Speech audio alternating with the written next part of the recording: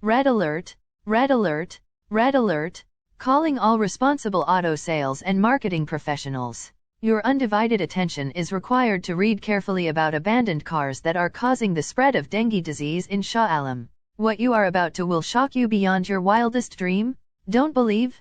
Just continue reading and you agree with me. Alright, believe me, this hand-picked message serve as strong reminders to you and me to love and care for our cars until we finally dispose of it. Especially those cars sold to one customers? Agree or not? In the meantime, let us preview this week's newsletter, especially important salient points.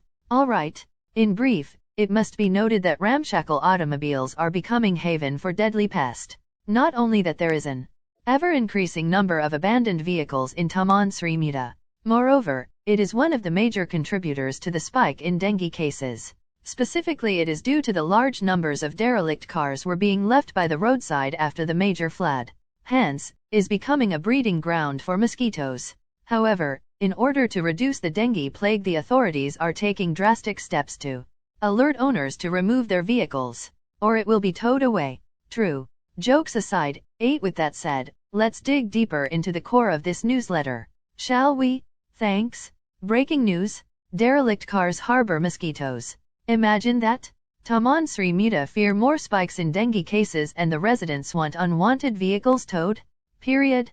In truth, something needs to be done about the increasing number of abandoned vehicles in Taman Sri Muda, Shah Alam in Selangor. Residents are irked by the number of abandoned cars in their neighborhood and they think it is one of the contributors to the spike in dengue cases there. Taman Sri Muda Residents Association, SMRA, committee member Alan Lim said he noticed that more derelict cars were being left by the roadside after the major flood that hit the area in December last year. Some of the car windows were broken into, resulting in rainwater pooling in them. This is the perfect breeding ground for mosquitoes. The situation is worse along Jalan Tekan 2543 where several cars are just left by the roadside.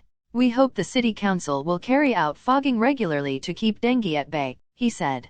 During a visit, Star Metro saw more than 10 abandoned vehicles along Jalan Tekan 2543. Stickers of scrap metal dealers' contact numbers were pasted on some cars. One car in particular had a yellow warning notice from Shah Alam City Council, MBSA, in January, which was pasted on the windshield asking the owner to remove it from the street or risk having it towed away. Several vehicles' road tax had expired in 2020. Meanwhile, piles of rubbish, used tires, and flower pots with stagnant water were seen along road reserves.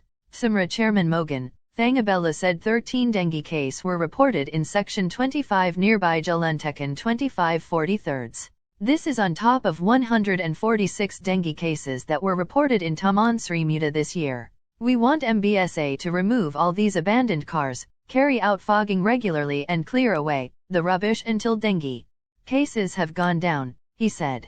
Mogan, who also heads THES Communication for Behavioral Impact (COMBI) program in Taman Sri Muda, said the lack of hygiene and dengue awareness among the residents had contributed to the spike in dengue cases. This problem is obvious in all 4 Taman Sri Muda zones as people still do not tie up the bags and they indiscriminately dispose of rubbish.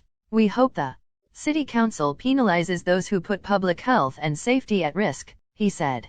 MBSA Corporate and Public Relations Division head Sharin Ahmed said warning notices were pasted on abandoned vehicles under the Street, Drainage, and Building Act 1974 to alert owners to remove their vehicles. At the same time, we also have to check with the police if the vehicles have been blacklisted.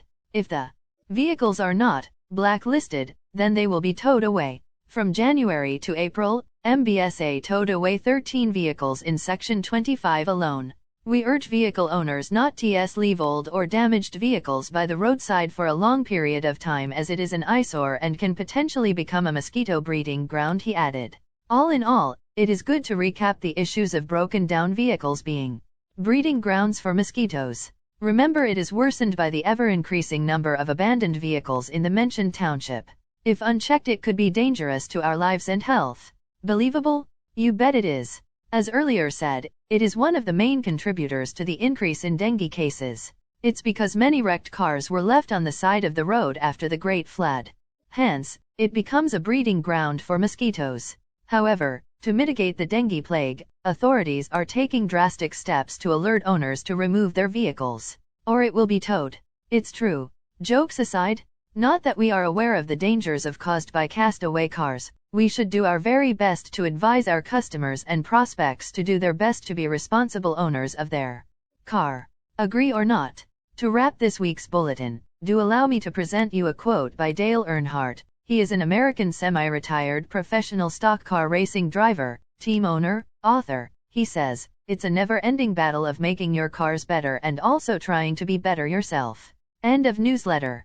Source: extracted and modified from open printed media. P.S. Come to think of it, we know if it is a lengthy automobile selling newsletter, yet we want to congratulate you for watching and reading this bulletin completely. Needless to say, since you have fully read this news, therefore, you now deserve more forthcoming weekly free bonus of chapters of the book How to Handle All Kind of Sales Objection. Additionally, we are eager to know which part of this sales and marketing real estate newsletter you learned most. Your feedbacks are critical so that we can help each other grow effectively. Least you forget these sharing will continue in YouTube, Facebook, LinkedIn, and of course in our author, trainer, and consultant's email, josephsfn@gmail.com, upon request. Alright, thank you. We hope to meet you next week. Goodbye and best wishes. From me, yours truly, Madam Sophia, the virtual presenter for CTM Joseph. August 21, 2022.